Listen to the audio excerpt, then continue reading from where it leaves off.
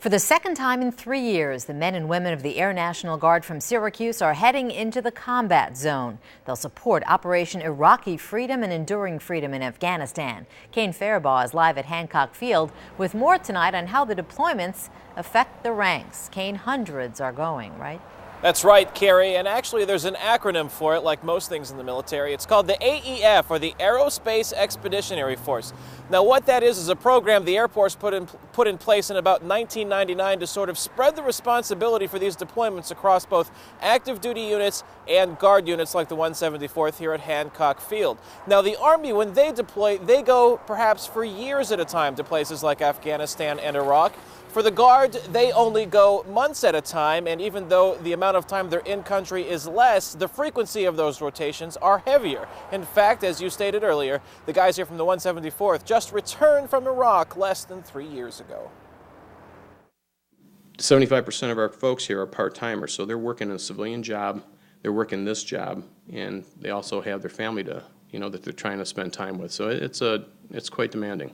Demanding on airmen like John Balbierer. He's been with the Guard since 1982 and has experience focusing on the mission to help deal with the stress of being away from a familiar life at home. Once you're over there, you're concentrating on your mission and your job, so it's not terribly hard. It's just thinking about what's going on back home, and that is the stress part of it. Deploying with a family and going into a combat zone, that's one of the hardest things you can do.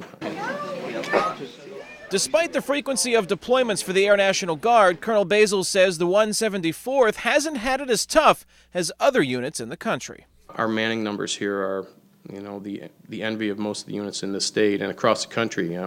We have plenty of people that are coming in to offset those that are going out.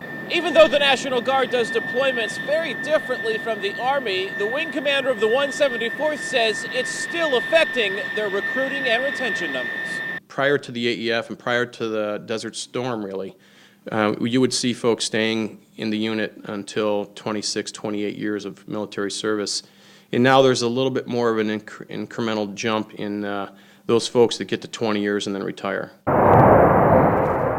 A dip in membership followed a post-9/11 surge for the 174th Fighter Wing, a trend that hasn't continued despite the ongoing wars in Iraq and Afghanistan. Last year was a tough year for us retention-wise. I should say 04. 05 we did very well, and so far in 06, again, our manning levels are still very high.